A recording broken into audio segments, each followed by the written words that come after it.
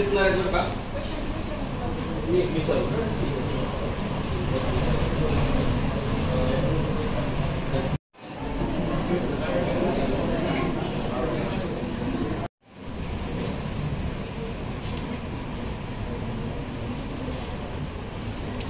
माननीय नगराध्यक्ष ॲडव्होकेट आसिफबाई तंबोळे तसेच माहेर हॉस्पिटलचे ओनर डॉक्टर दीपक जगताप साहेब आणि त्याच्यानंतर बार्शी जनता टाईमचे संपादक माननीय संतोष सूर्यवंशी सर आणि तसेच आपल्या जगताप केमिस्ट्री क्लासेसचे आपले लाडके केमिस्ट्रीचे सर जगताप सर ही मार्क्स ऐकली असतील.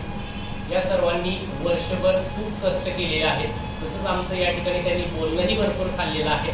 बोलणं खाल्ल्यानंतर त्यांनी त्याच्यावरती अभ्यास करून कष्ट करून एवढे मार्क्स मिळवलेले आहेत. यांच्यामध्ये त्यांचाही सिंहाचा वाटा आहे. असं नाही की आमचाच फक्त त्याच्यामध्ये आहे.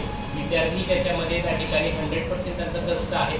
आम्ही त्यांना शिकवण्याचं काम केलं, त्यांना मार्गदर्शन चांगल्या ठिकाणी करण्याचं काम केलं. त्याच्यानंतर त्यांनी घरी जाऊन त्याच्यावरती अभ्यास केल्यानंतर कष्ट केल्यानंतर त्यांना हे आज दिवस बघायला मिळालेले आहे. हे त्यांच्यासाठी आजचा दिवस आनंदाचा आहे. यानंतर त्यांचे कॅपराऊंड वगैरे चालू होतील. त्याच्यानंतर त्यांचं गव्हर्नमेंट कॉलेजला किंवा ज्या ठिकाणी त्यांचं चांगल्या कॉलेजला त्या ठिकाणी नंबर लागून जाईल. सर्वांना अशीच माझी अपेक्षा आहे की या ठिकाणी सर्वांनी त्यांच्याकडे बघून त्यांनी जसा अभ्यास केलेला आहे त्या पद्धतीने तुम्हीही तुमचं जे वर्ष आहे 12वीचं महत्त्वाचं किंवा जे आता 11वीत आहेत जे 12वीत जाणार आहेत त्यांनीही त्यांच्याकडनं काही ना काहीतरी चांगल्या गोष्टी शिकाव्यात. त्यांना विचारावं की त्यांनी कष्ट कसं केलेलं आहे, किती तास अभ्यास केलेला आहे, त्याच्यावरती किती कॉन्सन्ट्रेशन केलेलं आहे, फिजिक्सला मार्क्स पडण्यासाठी किती कष्ट करावं लागेल, किती एक्झाम्पल सॉल्व्ह करावे लागतील, केमिस्ट्रीला रिॲक्शन्स अवघड झालं तर त्यांनी त्या ठिकाणी त्याच्यावरती काय सोल्युशन काढलं, या सगळ्या गोष्टी त्यांच्याकडनं तुम्ही मार्गदर्शन घ्यावं अशी माझी त्या ठिकाणी अपेक्षा आहे. आणि त्यानंतर दुसरी अशी गोष्ट आहे की त्या सर्व गुणवंत सत्कारमूर्तींचा मी आभारी आहे की त्यांनी कष्ट करून आमच्या क्लासेसचं नाव केलेलं आहे. तुम्ही कष्ट केल्यामुळे आमच्याही क्लासेसचं नाव होतंय, आमचं तर नाव होतंय, तुमचंही नाव होतंय, पण त्या पद्धतीने बाकीच्या पण पिढीचे विद्यार्थी आहेत, जे येणारे 12वीचे विद्यार्थी आहेत, त्यांनाही चांगलं मार्गदर्शन त्या ठिकाणी मिळतंय. तर सर्वांनी त्यांच्याकडून काही ना काहीतरी चांगल्या गोष्टी घेऊन पुढच्या वर्षी आम्हाला यापेक्षाही डबल टिबल विद्यार्थी या ठिकाणी सत्कारासाठी लाभावे अशी मी तुमच्या सर्वांकडून अपेक्षा करतो. सर्वांनी तेवढं कष्ट करावे आणि तेवढे मार्क्स मिळावे ही अपेक्षा मी तुमच्याकडनं ठेवतो. आणि सगळ्यांसमोर सांगतो, जर कोणाला 100% मार्क्स पडले तर मी आज तुम्हाला या ठिकाणी स्कूटी जाहीर करतोय. टू व्हीलर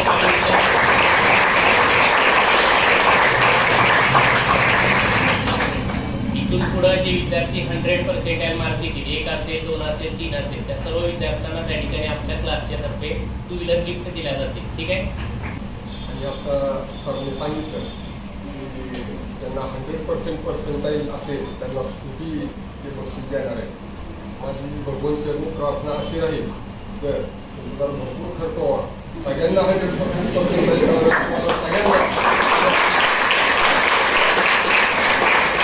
सगळ्यांना आवर्जून बोलवा आणि त्यावेळेस आवर्जून उपस्थित राहा. आता आणि हार्ड वर्क डिवोशन करून आपण अभ्यास करावा. आणि अजून एक नम्रतेची विनंती, सर्व पालकांनी सरांनी या तुमच्याकडनं अपेक्षा ठेवलेली असतील. तुम्ही तुमच्या हार्डवर्कमध्ये कधी कुणी कमी करत नसतो, परंतु शेवटी मार्क्स पडताना कुणाला जास्त कुणाला कमी पडत असतात. तर त्याच्यामुळं कुणी डिप्रेशनमध्ये जाऊ नका, नाराज होऊ नका, एवढीच मी विनंती करतो. कारण जीवन हे अमूल्य आहे. तर पुढच्या तुमच्या भविष्यासाठी मी तुम्हाला खूप खूप शुभेच्छा देतो. All the best in your life, in your future and in your career. Thank you very much. शिक्षक आहे की शिक्षण हे वाघिणीचं दूध आहे आणि प्रत्येकाला ते प्यायलाच पाहिजे. म्हणजे आणि आपल्याला वाघिणीचं दूध पाजणारे आपले शिक्षक असतात. त्यामुळे शिक्षकाला सगळ्यात महत्त्व देणं खूप महत्त्वाचं आहे. आपण शक्यतो काय करतो, आपलं वय असं असतं की काही टीचर काही वेगळा वागला किंवा काही वेगळात्मक करला की आपण त्याची चेष्टा करतो, हसतो. माझाही मुलगा आत्ता 12वीच्या नीटच्या एक्झामला आहे. तो पण कधी कधी मला फोन करतो, बाबा हे टीचर असेच करतात, ते जरा विचित्रच आहे. मी त्याला एकच वाक्य सांगतो, शिक्षक हा तुझा खरा पहिला गुरु आहे. तू त्याला नतमस्तक व्हायला पाहिजे, त्याला लोटांगण घातलं पाहिजे, त्याला शरण गेलं पाहिजे. तुम्ही शिक्षकाला शरण गेलात तर सक्सेस 100% तुम्हाला मिळेल. तुम्ही शिक्षकाला वाकड्या चाललात तिथं तुमचं फेल्युअर सुरू झालं.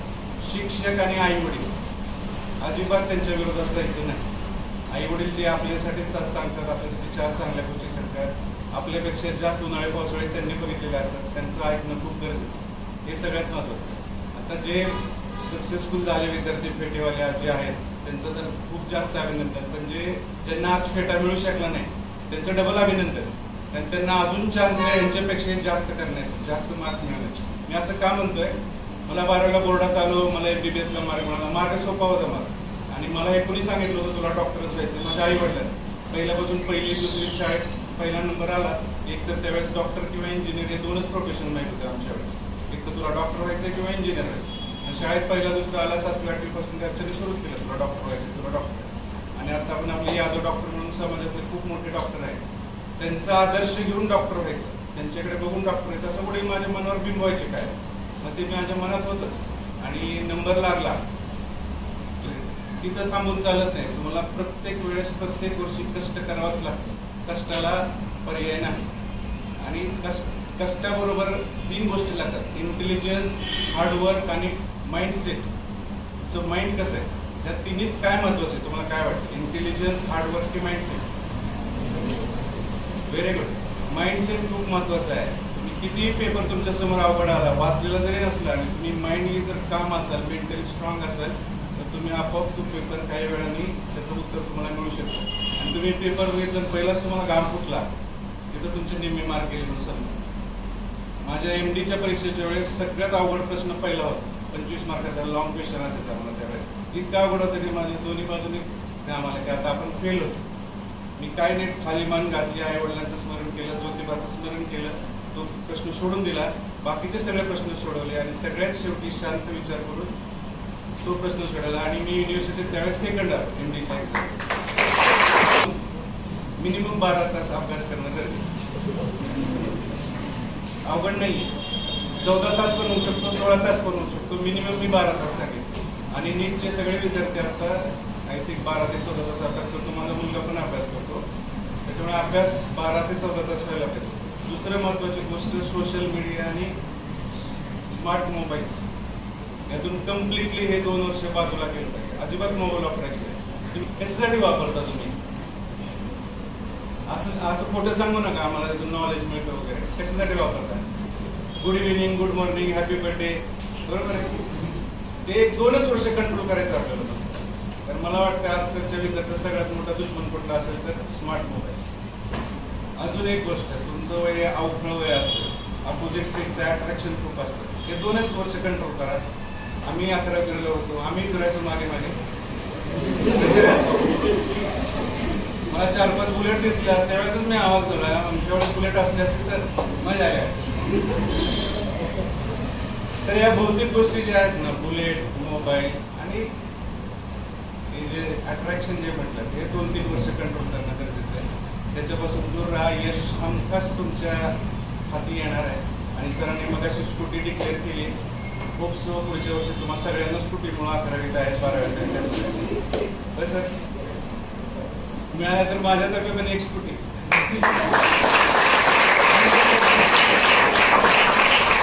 100% इन केमिस्ट्री और फिजिक्स.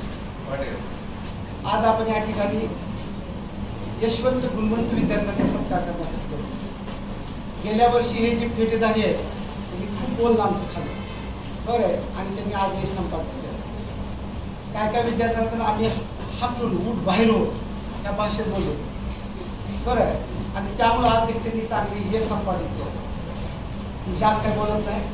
तर आपल्याला पुढच्या वर्षी आता मी काही स्कूटी देणार असं म्हणणार, कारण अध्यक्षांचे भाऊ आहेत मोदी सर, त्यांनी स्कूटी द्यायचं फायनल केलं. आता माझ्या भावाने दिल्यानंतर एकाच घरातून 2-2 स्कूट्या जातात खर्च वाढला. बरं, त्यांनी सांगितलं त्यांनी स्कूटी देतील. त्यांनी सांगितले जेवढेही विद्यार्थ्यांना 100 मार्क पडतील सगळ्यांना स्कूटी आहे, बरं आहे. सगळ्यांनीच आता मलाही थोडंसं जास्त काम करावं लागेल, जास्त टेस्ट वगैरे घ्यावं लागतील, जास्त तुमच्याकडे अभ्यास घ्यावा लागेल. आणि पुढच्या वर्षी इथं ना कार्यक्रम द्यायचा स्कूटी द्यायचं म्हणल्यावर घ्यावं लागेल. यशवंतराव हॉलमध्ये आपण पुढच्या वर्षी हा कार्यक्रम घेऊ. नमस्कार, सुप्रभात, गुड मॉर्निंग. मी गणेश शिंदे. आपण पाहता जी मराठी न्यूज. बातमी म्हणजे पारदर्शकता. क्लासेस, जेणेकरून आज सगळ्यांनाच त्याची गरज आहे. क्लासेस म्हणजे काय? शिकवणी. ऍक्च्युली शिकवणी ही सगळ्यांनाच गरज असते. आयुष्यभर माणूस शिकत असतो आणि शिकवणीची गरज प्रत्येकाला लागते. त्याच प्रकारे आपण या ठिकाणी क्लासेस मध्ये आलो आहोत. जगताप क्लासेस आणि मोदी क्लासेस यांच्या संयुक्त विद्यमाने या ठिकाणी गुणवंतांचा गुणगौरव या ठिकाणी करण्यात आलेला आहे. आपल्या दीदी तुझं नाव सांग पहिल्यांदा. मुजावर सदफ कलिंग. तुला किती पर्सेंटेज आहेत? सीईटी मध्ये टोटल 95 आणि बोर्डात 83. तू ज्यावेळेस हा क्लासेस जॉईन करणार होती, ज्यावेळेस तू या ठिकाणी आली, त्यावेळेस पहिलं तुझ्या डोक्यात काय प्रश्न होता? कशा प्रकारे तू या ठिकाणी प्रवेश घेतलास? मी म्हणजे अगोदर सायन्स घेतला मग घाबरले होते. नंतर हळूहळू म्हणजे समजलं तर म्हणजे थोडं कॉन्फिडन्स वाढला. तुला कोणता विषय जास्त अवघड जातो? केमिस्ट्री. तुला केमिस्ट्रीला किती टक्के मार्क आहेत? केमिस्ट्रीला 92. एवढी 92% मार्क असताना केमिस्ट्री अवघड जातो कसा? म्हणजे तू अवघड जातो असं म्हणते, परंतु त्याच्यावरती तू जास्त हार्डवर्क केलं म्हणून तुला जास्त 92% मार्क पडले, बरोबर आहे का? जर समजा एखाद्याला असा एखादा विषय जर अवघड जात असेल तर तुम्ही त्याच्याकडे जास्त लक्ष द्या, तो नक्कीच तुम्हाला तो विषय अगदी सोप्या पद्धतीने जाईल. जसं की या दिदीला हिने सांगितलं केमिस्ट्रीचा अवघड विषय आहे, परंतु हिला 92% मार्क मिळाले. आपल्या पण आयुष्यात असंच असतं की आपण एखाद्या गोष्टीला घाबरतो, परंतु तीच गोष्ट नंतर आपल्याला सोपी जायला लागते, बरोबर का? जर एखादा विद्यार्थी तुझ्याकडे बघून प्रेरित होत असेल तर त्याला कशा प्रकारे मार्गदर्शन करणार तू? कशा प्रकारे अभ्यास केला पाहिजे? किती वर्क केलं पाहिजे त्यांनी? किती प्रकारे कशा प्रकारे त्यांनी अभ्यास केला पाहिजे? किती तास अभ्यास केला पाहिजे? काय सांगता येईल तुला? अगोदर म्हणजे पहिल्यांदा सगळं समजून घ्यायचं. नंतर आपली जेवढी कॅपॅसिटी आहे तेवढं ऍक्सेप्ट करायचं. जास्त लोड घ्यायचा नाही. आणि जेवढं कॅपेबल आपण करू शकतो तेवढंच करायचं. जास्त जास्त म्हणजे असं ताण घ्यायचा नाही. ताण घेतल्यानंतर डोक्यावरती थोडासा प्रेशर येण्यासारखं होतं, बरोबर का? त्याच्यानंतर थोडासा अभ्यास पण कमी होतो. प्रेशराईज म्हणजे अभ्यास कमी होतो. ह्या क्लासेस मध्ये आल्याच्या नंतर तुला बऱ्याच गोष्टी शिकायला मिळाल्या असतील. तर तुला ज्या गोष्टी चांगल्या वाटल्या क्लास मधल्या, तर तू काय सांगता येईल त्याबद्दल? अगोदर तर शिकवण्याकडे पूर्ण लक्ष असायला पाहिजे सरांच्या. जर शिकवण्याकडे लक्ष असलं ना तर पुढचं सगळं समजते. आणि सगळं समजलं तर माणूस सुद्धा हॅपी राहतो आणि अभ्यास सुद्धा चांगला होतो. जर एखादा 9वीचा विद्यार्थी असेल किंवा एखादा 10वीचा जो आता 10वीला बसलेला आहे, त्यांनी आता बोर्डाची परीक्षा देणार आहे, असा विद्यार्थी तुझ्याकडे जर आला तर तुला त्याला मार्गदर्शन करायचं असेल तर त्यांनी तुला विचारलं की दीदी मी कशा प्रकारचे मार्गदर्शन म्हणजे कशा प्रकारचा अभ्यास केला पाहिजे, काय केलं पाहिजे, तर तू काय सांगणार त्याला? अगोदर सगळ्या सब्जेक्टचं म्हणजे सेम अभ्यास करायचं आणि जो सब्जेक्ट अवघड जातो त्याला थोडा जास्त वेळ द्यायचा. आपण मागं पाडायचं नाही. एक सब्जेक्ट मागं पडला की पूर्ण टोटल पर्सेंटेजवर त्याचा फरक पडतोच. मग तो सब्जेक्ट वर म्हणजे थोडं जास्त फोकस करायचं. आता तुला चांगल्या पद्धतीने मार्क्स देखील मिळाले, तुला चांगल्या ठिकाणी ऍडमिशन मिळेल. तुझं ध्येय काय? तू काय काय बनायचं तुझी इच्छा आहे? इंजिनियर आणि नंतर टीचिंग. तुला टीचिंग मध्ये रस आहे, तुला टीचिंग करायला आवडतं, बरोबर का? तर तुझ्या पुढील वाटचालीला आमच्या जी मराठीकडून तुला शुभेच्छा आणि तुझ्या मनात जी इच्छा आहे ती पूर्ण हो अशी भगवंतांनी प्रार्थना. तसेच आपल्या बरोबर दुसरा विद्यार्थी आहे जिचा गुणगौरव आज या ठिकाणी झालेला आहे. तुझी पर्सेंटेज सांग. 95% आहे. 90.71% आहे. तू कशा प्रकारे अभ्यास करायचा म्हणजे करत होती की जेणेकरून तुला सोपा वेळ जायचा? म्हणजे काही लोक असं म्हणतात की पहाटेचा वेळ अभ्यासासाठी चांगला असतो, काही लोक रात्री जागरण करून अभ्यास करतात. तुझा कम्फर्टेबल वेळ कोणता होता? मी पहाटे पण करायचे आणि नाईटला पण करायचे आणि मी जसं जगताप सरांनी मला घेतले क्लासमध्ये मी तेवढंच केलंय. त्याच्या बाहेरचं मी कुठलं एक रेफर पण बुक घेतलेलं नाही. त्यांच्या फक्त टेस्ट ऍज इट इज मला ते क्वेश्चन पडलेले होते. त्यामुळे मला सीईटीचा पेपर खूपच सोपा गेला. सीईटीला तुला चांगल्या पद्धतीने मार्क आहेत आणि सीईटीचा सगळ्यांचा बेस आहे, म्हणजे सीईटी वरून बऱ्याच ठिकाणी जायला लागतं.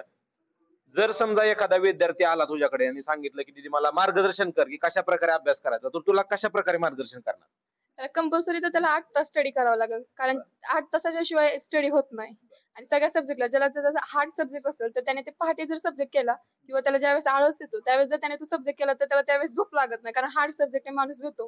मग त्यानुसार ते करू शकतो. जे इझी सब्जेक्ट आहे ते जर सकाळी जर केले, जसं बायो जर इझी सकाळी केलं तर बायो लक्षातही राहतो. आणि मस्त म्हणजे बायो रट्टा मारून करू नका, कारण रट्टा मारला तर पेपरला विसरला मग काही येत नाही, इकडचं पण नाही तिकडचं पण नाही. फक्त त्याला वाचत जावा, तुमचं बायोचे पण प्रॉब्लेम सॉल्व्ह होते. जसं की 11-12च्या मुलांचं वय हे थोडंसं खेळण्याचं बागडण्याचं असतं. त्या वयामध्ये आता तर सोशल मीडिया जास्त आलेला आहे, त्याप्रमाणे मोबाईलचा वापर जास्त केला जातो, टीव्ही बघितला जातो, खेळणं जास्त करायला लागतं. तर तू असं काय केलं होतं का? नाही, म्हणजे मी 11वी एन्जॉय केली, बट 12वी मध्ये आल्यानंतर मी एन्जॉय वगैरे काय केला नाही. आमचे क्लासचे लेक्चर पुन्हा कॉलेज त्यामध्ये टाइम खूप जायचा आणि पुन्हा सेल्फ स्टडीला टाइम कमी राहायचा. त्यामुळे जास्त करून सेल्फ स्टडीला फोकस, सोशल मीडियाला नाही. मोबाईल बद्दल तुझं काय म्हणणं आहे? मोबाईल यूज करा, मोबाईल खराब नाही. पण जेवढं तुम्हाला ऑनलाईन जर तुम्हाला काही समजलं नाही तर ते बघा. नाहीतर तुम्ही असं Instagram, Facebook, WhatsApp ह्याच्यावर गेलात तर मग तुम्ही तुमच्या मम्मी-पप्पांचं बी स्वप्न बुडवलं आणि स्वतःचं बी स्वप्न बुडवलं. म्हणजे सोशल मीडियामध्ये तुम्ही जाऊ नका, जेणेकरून जर तुम्हाला मोबाईल बघायचाच असेल तर तुम्हाला एखादा क्वेश्चन अडकला असेल किंवा एखादा इझी वाटत नसेल, त्या टायमाला तुम्ही सरांना फोन नाही करू शकत असेल तर त्या टायमाला तुम्ही गुगलला विचारा की ह्याचा सब्जेक्टचं कसं आहे काय, याप्रमाणे तुम्ही मोबाईल वापरू शकता, जेणेकरून इंस्टा फेसबुकवरती तुमचा वेळ वाया घालवणार असं तुझं म्हणणं आहे. जर समजा एखाद्या विद्यार्थी डिप्रेशन मध्ये असेल किंवा त्याला मार्क्स कमी पडले असेल, तुझ्या बरोबर पण काही विद्यार्थी असेल की तुम्ही काही लोक गुणगौरव करण्यासाठी आले परंतु काही लोकांना कमी मार्क आहे, तर त्या लोकांना तू काय सांगणार आहे? मी त्या लोकांना तेवढं सांगू शकते की मार्कावर काही डिपेंड नाहीये. जेवढं तुमच्याकडे नॉलेज आहे आणि आता सध्याचा ट्रेंड असा आहे की ज्याच्याकडे पैसे आहेत त्याच्याकडे लोक येतात.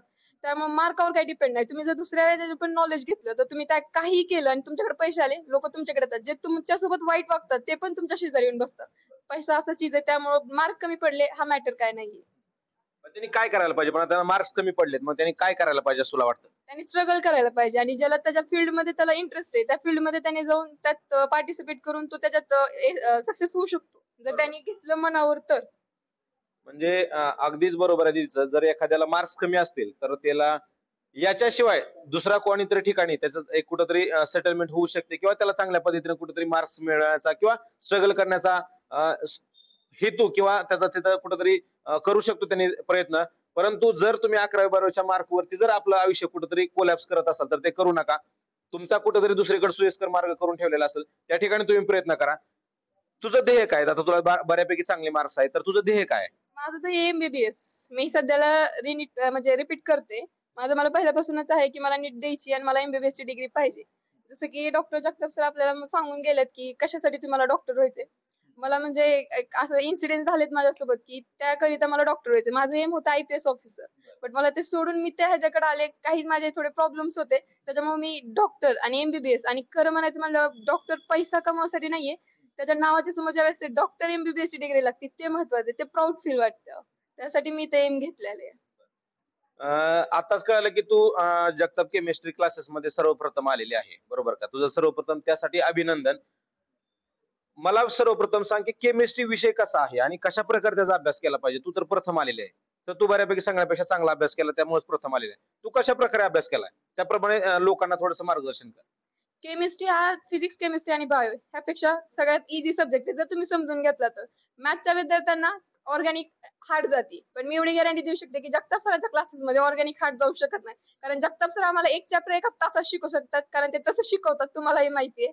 ते सगळ्यात भारी ऑर्गॅनिक केमिस्ट्री शिकवतात. आज मला नीटला मी रिपीट आहे, पण मला जगताप सरांची ऑर्गॅनिकची जर मी सरांनी मला वह्या मागितल्या होत्या माझ्या, मी त्यांना दिल्या नाही तर सरला मला माझ्याकडे वह्या नाही का, पण त्या वह्या मला आज खूप इम्पॉर्टंट आहेत. ज्यावेळेस ते तिथं घेतात ते सरांनी मला घेतलेले. एनसीईआरटी सरांनी पहिल्यापासून स्टार्ट, सरांनी कधी स्टेट बोर्ड नाही पण एनसीईआरटी पासून सरांनी सगळं आमचं नीटचं पण घेतलेलं आहे, जेई सीईटी सगळं. त्याच्यामुळे आज मला झालं. आणि मी मस्ट म्हणजे मी कुठलीच बुक केमिस्ट्रीसाठी रेफर केलेली नाही. मी फक्त जगताप सरच्या टेस्ट फॉलो केल्या आणि त्यातलेच एमसीक्यू मला ऍज इट इज माझ्या एक्झामला आलते. माझ्याच नाही ऑल बॅचेसच्या एक्झाम्सला ऍज इट इज सरांचे एमसीक्यू पडलेले.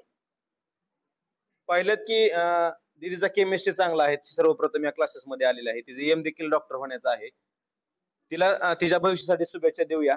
आणि तिने एक चांगली गोष्ट सांगितली की कोणतीही गोष्ट करा, म्हणजे तिचा एम डॉक्टर होण्याचा आहे, परंतु ती म्हणते की डॉक्टर फक्त नावासाठी पैसे कमवण्यासाठी होऊ नका, तुम्ही समाजकार्य देखील करू शकता, त्यासाठी डॉक्टर व्हा. तिच्या भविष्यासाठी आपण शुभेच्छा देऊया.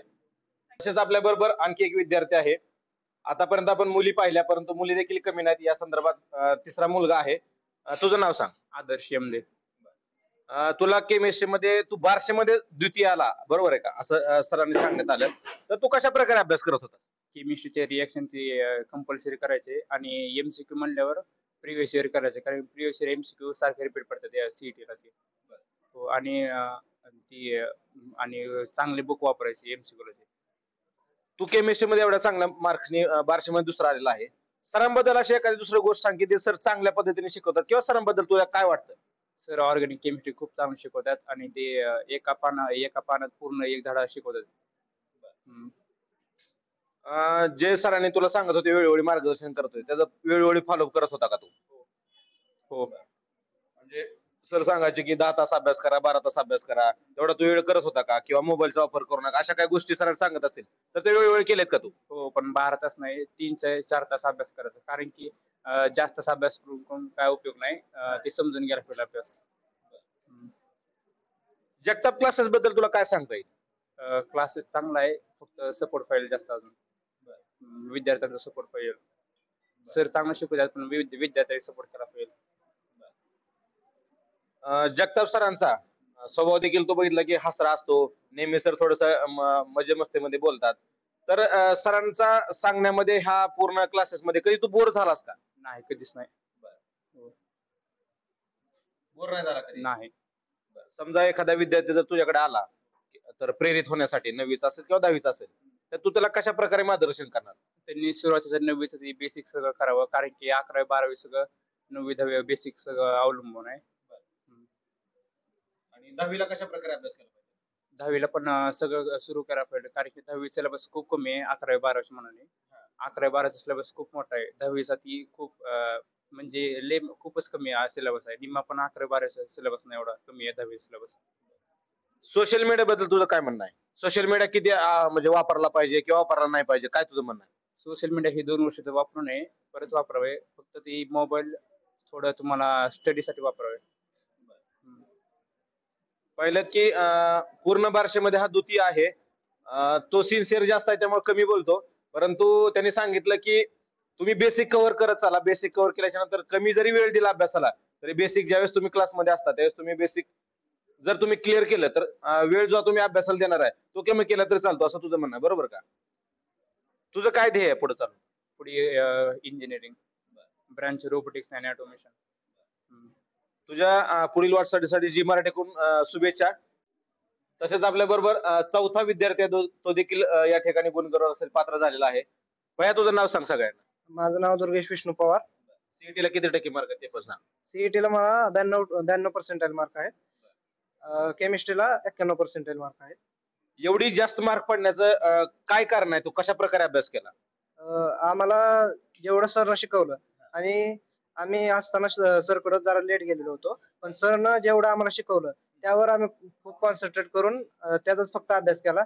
जास्त एक्स्ट्रा करिक्युलर ऍक्टिव्हिटीज काय लक्ष दिलं नाहीत. एक्स्ट्रा कुठल्या बुक्स वगैरे रेफर केलेल्या नाहीत. जेवढं सरनं सांगितलं तेवढं फक्त आम्ही मन लावून केलं. त्याच्यावरच आम्हाला एवढे मार्क पडलेले आहेत. ज्यावेळेस अभ्यासातून बोर व्हायचा तू त्यावेळेस तू एक्स्ट्रा काय करत होता? आउटडोर असू देत किंवा इनडोर असू देत, काय करत होता? जर बुक्स मधनं किंवा अभ्यासातनं बोर झालं तर आम्ही एकतर आता आमचे म्हणजे मित्रांसोबत एक थोडा वेळ गप्पा वगैरे मारायचं, नाहीतर आपलं कुठली तरी आपलं इंडोर गेम. तुला कशाची आवड आहे? म्हणजे कोणत्या खेळाची आवड आहे का तुला? मला आवड म्हणलं तर क्रिकेट आणि कबड्डीची मला खूप आवड आहे. आणि दुसरं बैठी खेळमध्ये म्हणलं तर कॅरमची फक्त. जर तुला सीईटीला चांगले मार्क आहे तो किती तास अभ्यास करत होता? मी दिवसातनं एक 6 तास म्हणजे ट्युशनचे 6 तास आणि आपलं घरी स्वतःच म्हणलं तर प्रत्येक विषयाला एक तास द्यायचो. तुला एवढी मार्क तुझ्या हिशोबाने म्हणजे तू किती ध्येय ठेवलं तेवढे मार्क आहेत का? याच्यापेक्षा जास्त मार्क वाढले असते तुझे? तसं म्हणलं तर मी ध्येय थोडं कमीच धरलेलं, पण त्या मानानं मला माझ्या अपेक्षेपेक्षा मला चांगलेच मार्क पडले. म्हणजे तू चांगला अभ्यास केला म्हणून तुला जास्त चांगले मार्क मिळाले.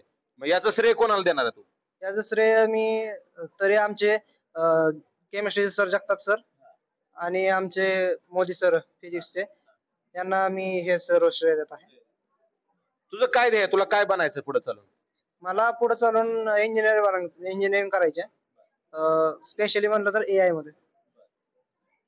तुझ्या पुढील वाटचालीसाठी शुभेच्छा देऊ आपण जी मराठीकडून. तसेच आपल्या बरोबर आणखी एक विद्यार्थी आहे. तुझं नाव सांग आणि तुझे पर्सेंटेज सांग. माझं नाव सलमान मुजावर आहे आणि मला सीईटीला 85% आले. तू कशा प्रकारे अभ्यास करत होता? ज्यावेळेस तू क्लासेसला आला त्यावेळेस तुझे काय सिच्युएशन होते, त्याच्यानंतर क्लासेस आल्याच्या नंतर काय बदल झाला तुझ्यामध्ये? मी आधी 11वीला ट्युशन लावली नव्हती, मग 12वीला माझे दोस्त होता ती म्हणला इथं लय भारी शिकवते. मग इकडं ट्युशन जास्त आहेत क्लासेस, पण मी सगळ्याकडे जाऊन बघितलं कसं शिकवतात कसं. मग मोदी सर इतकं आणि जगताप सर इतकं भारी शिकवायचे की त्यांचं असं म्हणजे डायरेक्ट डोक्यातच घुसायचं आतमध्ये. त्यामुळे मग इथंच लावली मी. तुझं काय ध्येय? तुला काय बनायचंय? मला कृषी अधिकारी व्हायचं. जे चांगले पर्सेंटेज आहेत, ज्या लोकांना चांगले पर्सेंटेज मिळवले, ते प्रत्येक जण म्हणते की मला डॉक्टर बनायचंय, इंजिनियर बनायचंय, परंतु तुला कृषी अधिकारी बनायचंय. काय विषय आहे तुझा?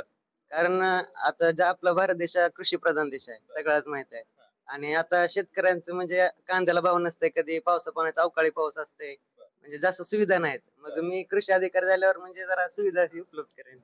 तुला शेती आहे का? तू शेतामध्ये जातो का? आता दैनंदिन जीवनामध्ये काय शेतामध्ये करतो का तू? करतोय. आम्हाला 5.5 एकर शेत आहे. मी आणि माझा भाऊ असतोय, आम्ही वडील ते असतात, आम्ही मिळून काम करतोय. पाहिलं की डॉक्टर आणि इंजिनियर याच्यापेक्षा कृषीकडे देखील लोकांचा कल आहे.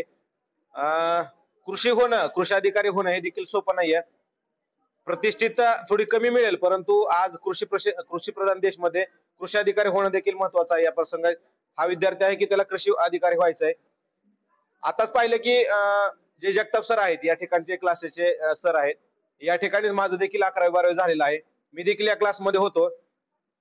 सगळ्यांनी आपले आपले अनुभव सांगितले. देखील मी देखील एक अनुभव सांगतो, जे की सर्वांना म्हणजे मी आज तो फॉलोअप करत आहे.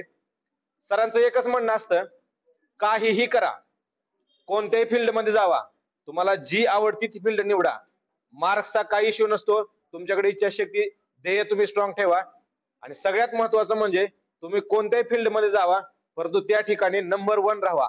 हे सरांचं कौतुक मी प्रत्येक ठिकाणी करतो. मी जे आता फील्ड मध्ये करतोय, जेवढ्या मी फील्ड केलेल्या आहेत, त्या प्रत्येक फील्ड मध्ये हाच मी प्रयत्न करतो की नंबर 1 कसं राहायचं. सरांचं लय भारी म्हणणं होतं. सर एकच म्हणायचे, बीक जरी मागितली चालते, पण नंबर 1 मध्ये मागायची. का?